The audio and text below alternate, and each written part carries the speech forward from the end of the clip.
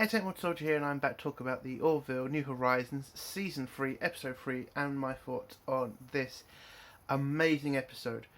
I mean, that's what it was. It was a fucking amazing episode. It reminded me so much of Next Generation. This episode was literally like the Next Generation episode when Riker and Worf were stuck in this hotel lobby and they couldn't get out. It just felt so much like the episode. It was so fucking interesting to watch. I loved it. And that's, again, like Seth MacFarlane just proves every episode why, you can trust him. Why you can watch this show and not feel like you're going to get punched in the face with some bullshit SJW politics. It's just fun to watch. The episode was written fantastically. I loved the story. I loved the plot twist at the end. I didn't see it coming. I mean, so much of this episode was just so much fun to watch. And it's just, again, Seth MacFarlane knows how to write Star Trek. And that's because he's a real fan, not like Star Trek writers. He knows what he's writing about. He knows how to entertain people and at the same time kind of make you learn something or get interested in something. And that is a massively great talent to have.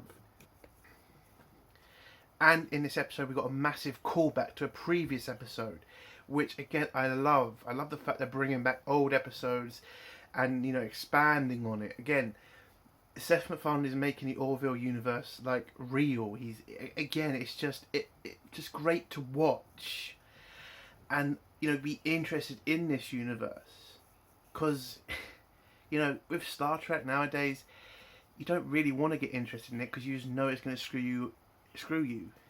And with the Orville, again, it just doesn't feel like that's ever going to happen. And I just loved the story we had. I loved all the acting. I love all the characters. I mean, every character plays off their strength. Kelly's like strength of leadership, or Ed's like comedy, and how he is in charge. He's not like Pike, doesn't just sit in the corner and says, "I'm going to be your friend." He is a captain. He does take charge, and that's the difference here. And that's what I love his character. Yes, he can be friendly with the crew, but when he has to be in charge, he is in charge. And that's just great. And all the rest of the cast is the same. They play to their strength. They're interesting. They're funny. And when they're funny, it doesn't seem so bloody forced as it is in Star Trek. It seems like human beings laughing, not robots like in Star Trek. But yeah, this episode was great. If you have not watched it, go watch it. It's amazing. For me, the story was just great to watch. And the twist again is at the end is great. And it's just it's just fun to watch this show and just be able to enjoy it. And I give all the credit to Seth MacFarlane about that. My score for this episode, it's a 8 out of 10. It's a great episode. I think it's going to be probably one of my favourites because the story was just so interesting to watch. I wanted to know what was going to happen. And again, the twist at the end, just amazing. So, go watch this episode. If you have not watched this episode, go watch it. Don't waste time listening to my video. Watch it. So, I'm going to go into spoilers now. So if you don't want to hear spoilers, leave in 3, 2, 1. With Taylor returning back from leave, back to the Orville, and she goes to see Kelly. She tells Kelly about a trip, and she tells Kelly that she picked up a signal from Kaylon ships in the area. And she pretty much has to go log that in. Kelly tells her to, she doesn't have to go straight back to work, but she wants to go straight back to work because that's what she's like, apparently. On the bridge, Isaac is scanning for stuff, and he picks up a signal from Nova 1, where it's supposed to be a desolate planet and no life on it. But Isaac is picking up life, and he's picking up cities. So the Orville double scans, and Ed asks and makes double sure that this isn't just a scanning problem. He calls down to Lamar, who tells him that the scan is correct and they are picking up life signals from Navarre 1. So Ed orders the Orville to head to Nova 1 to check this out. Ed takes Kelly and Tala and Gordon down to the planet to go check out what's going on. They arrive on the planet. It turns out that it's a massive forest now, where it should be a desolate planet. Whilst they go looking around, they come across a school in the middle of nowhere, early 2020s type school, and they head in. Once they get into the school, the door shuts behind them and they're locked in. They then go through the school, and then children come out and they're confused with this because like it's a mad situation. Like this should be a desolate planet and they're in the middle of a school. So they split up, and then Gordon gets tackled by these bullies who kick the crap out of him and then put his head in the toilet, which again I kind of found funny, but yeah, something weird's going on. So this place seems to be fake, but Gordon's injuries are real. Gordon gets picked up by Tala and Bortus. Oh yeah, Bortus is there as well, sorry. Bortus. And they meet up with Ed and Kelly, and they have to try to find out what's going on. So they decide to go to the cafeteria and talk to the kids. And the first table they go to is the mean girl table, which I kind of found funny. And they get refused. Well, they get told they can't sit with the, mean girls. And then Bortus tells the mean girl she's got an 8-headed shaped head, which was kind of funny because that seems to destroy her. So they go off and they talk to some kids, and they tell them that the person who told those bullies to beat the crap out of Gordon, they have to pay him, or he's going to keep attacking them, or he's going to kill Gordon. So Ed tells them that they need to meet up with this head guy and find out if he knows what's going on. So they go to the field, they meet up with the bullies, and the bullies then tell them the person they're looking for is right behind them. And then you get this funny scene where Gordon sees it and says, "Oh shit," or something, and it's like this big monster thing, and it just runs at them. They grab their phases and they start shooting at it. Gordon gets grabbed by it, and then there's this scene where Gordon his eyes just go white, and he's just gone. But then he's released by the monster because Ed shoots it in the face. He gets let go. They run back into the school, back into safety. They think safety. But it turns out when they get back into school, they're then transported onto a plane. And they don't understand what's going on. They went back into a school that's now a plane. On the plane, they sit down and then Gordon starts to realise that the plane is acting funny because they're flying into the storms and into the electric fields, which they shouldn't be doing. And then Gordon goes up to try to find out what's going on. The air hostess gets in their way, but they just push right past her. And then Teller breaks open the door, and it turns out the pilots of the plane are gone. So Gordon jumps into the pilot's seat, Ed's on the other seat, and they're trying to pull the plane out of this dive that they're in. But it turns out the plane's also running out of fuel, and the engines are turning off.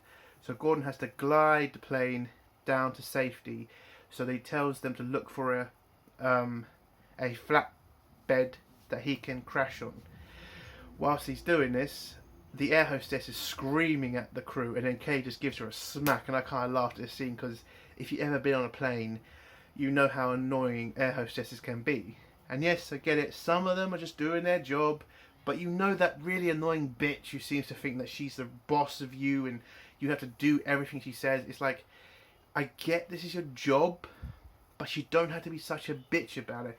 And when Kelly punched her, I gotta say, there's a lot of fucking times where I wanted to do that, but again, I mean, it was a man I wanted to punch. The air host... What do you call male air hostesses? Anyway, there was one I wanted to punch too, but it was kind of funny to see her do it. Anyway, so she's knocked out the air hostess. The plane's crashing. Gordon manages to crash the plane, but safely. And at the same time, Ed gets the same wide-eyed experience as Gordon does. So the plane stops. They get off the plane, but then they're transported somewhere else. And it turns out they've gone to a Moclan burial chamber, and this is kind of weird for them. So in the Moclan morgue, we kind of see how the Moclans bury their people, which is where they don't bury them, they kind of put them up on pedestals or something, and this is kind of a sign of respect for them, so that they can finish off any anything they want to do before they go off to the afterlife. So it's kind of like a death tradition for the Moclans, and you can kind of see that Bortus is kind of freaked out about this, because I mean, I don't think the Moclans like to share a lot of their culture, so he's kind of, I don't want to say ashamed, but it's like he doesn't really like showing this part of his people to them. It kind of does seem like that. And whilst they're looking through, Tala,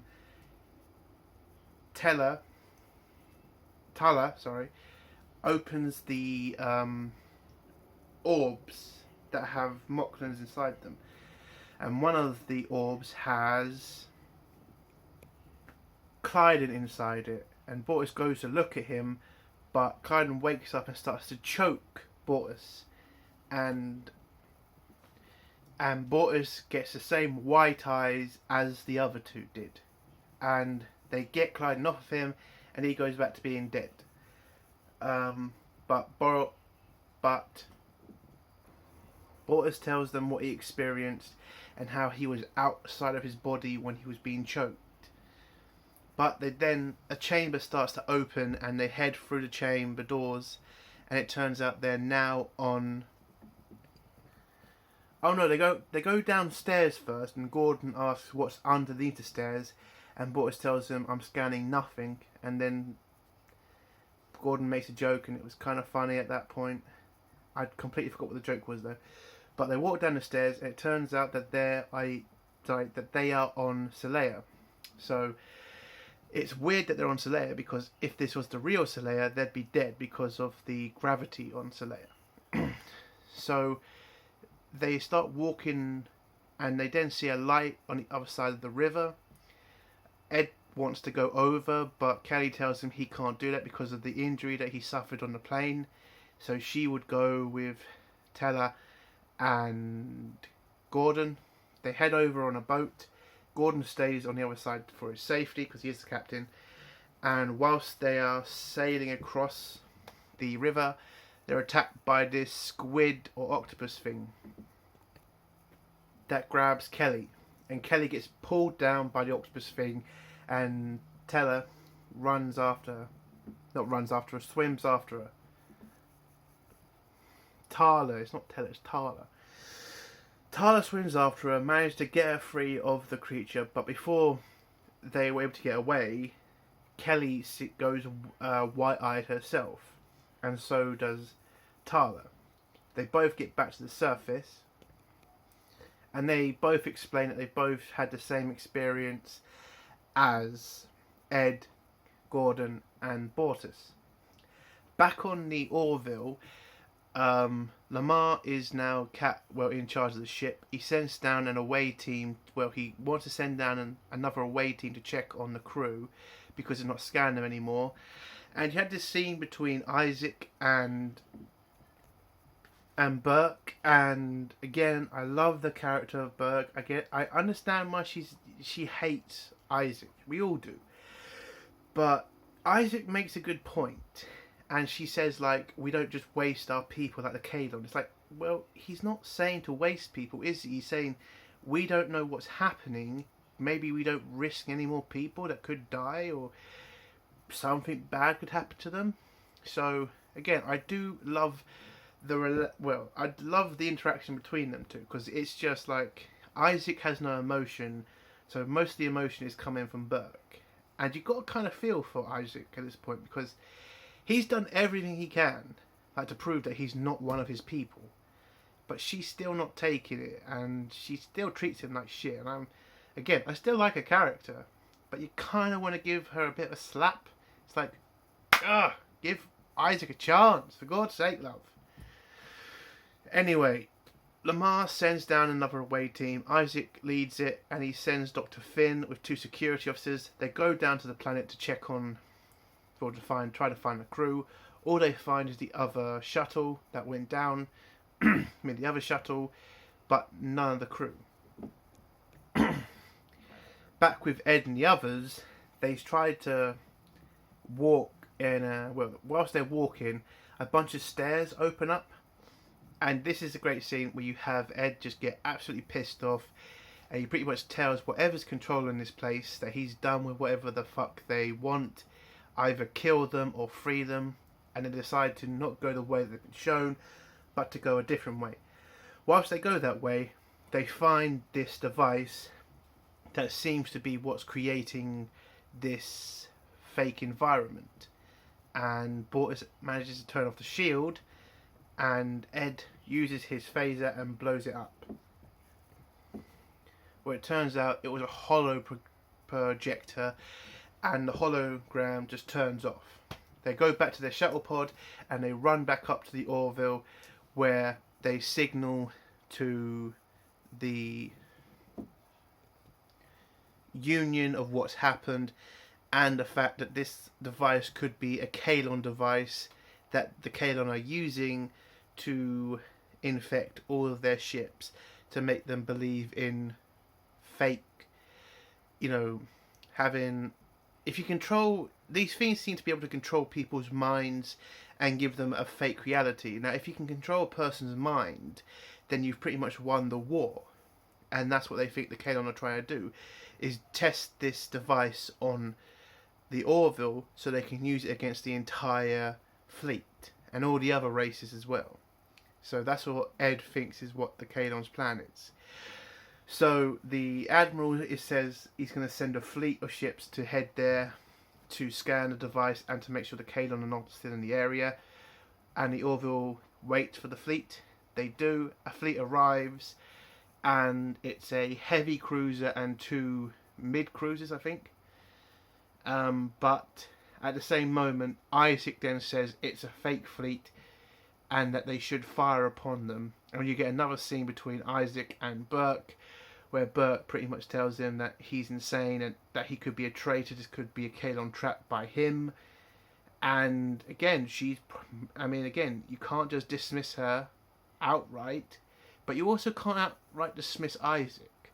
So Ed listens to Isaac, he puts the Orville on full alert, and he prepares to fire at the Union ships.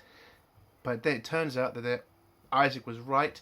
They are Kalon ships using hologrammed disguises, and they then start the attack on the Orville, and the Orville's just getting battered and bashed around by the Kalon ships. But then the scene transfers somewhere else, and we're back on the real Orville with Lamar, and it turns out that Ed and the group are still in whatever simulation this is. And Lamar's asked Dr. Finn, can she scan for anything? Are the crew still on the planet? And she just can't tell. Back with Ed and the crew in the attack against the Kalon. They're about to be destroyed by the Kalon ship, who's doing a suicide run against it. But before the ship crashes into the Orville, it stops. Oh, I forgot the other scene, didn't I? The other scene is Teller, the real Teller, because it turns out that there's a fake Teller. Tala, sorry. It turns out the real Tala is waiting for the Orville in a different location. So it turns out they have a fake Tala on the away mission. Back with the Orville, whilst the Kalon ship is prepared to suicide itself, it just pauses, and they don't understand what's going on until Tala stands up and then transforms into a different person. And her name is Dala or something? Daniela. And she is from a race who the show knows very well, because they were the race that used to worship Kelly. And apparently they have now gotten so old and their species has become so advanced, they have become immortal. And what she's doing with Ed and the group is she's trying to see death. That's why they've been put in all these situations where they were going to die, because their race has become so advanced, they've become immortal, and when they become immortal, there's nothing to strive for anymore. And what she wants to do is to show her people what death is like, so that they can start to strive for more stuff, to kind of help their people. And Ed is pissed off about it, and so is Kelly. But I love the callback. I mean, bringing the race that is in a time bubble where their time goes faster than our time. Again, I think that's a great callback, and it's good to find out about this race of people. But Darla tells them, listen, no harm was done. All your injuries have been fixed, and we'll meet again someday. I also like the fact it's the same person who voices the American Dad girl, which is kind of funny. But again, it's great to see her, acting. I thought it was great, kind of little Easter egg. If you're a American Dad fan, I think you probably enjoyed that. But she leaves the group, and the group then head back to the Orville, where Ed, Kelly, Bortus, and Gordon all sit down to have a drink, and they pretty much discuss about death and how we kind of don't really process it. Like, we know it's coming, but we don't really accept it, Is there an afterlife? Is it just oblivion? Do we ever face it for real? Like, what do we do in our final hours? And I thought it was kind of interesting, because when Ed's asked, like, would you want to be immortal? He's like, yes, he would. And the rest of the group's, like, pretty surprised about that. And I then asked myself, like, would I want to be immortal myself? It's like, there is benefits to being immortal, but there's also, like what that race is dealing with. It's like, once you're immortal, what is left to strive for? Like, you'd probably do everything. And once you've done everything, do you do it again? Or is death just, like, a goal for these people? Which, again, is why I like watching the fucking Orville, and why I used to like watching fucking Star Trek, because it used to give you these massive questions that you'd want to fucking find out and talk about. Death, a question. If you had that choice, would you want to become immortal, live out for so long? I mean, is that a choice that you could make? I mean, it's an interesting question, and again, this show's asking it, and it's interesting to watch. And so the episode ends, and that's it. I mean, it's a fucking great episode. I love the fucking Orville. It's so good to watch a show that's enjoyable to watch, and fun to watch, and entertaining. And that's the end of my review. If you like this review, give it a like. If you dislike this review, give it a dislike. And if you like my content, do think about subscribing. Entertainment World Soldier. Bye.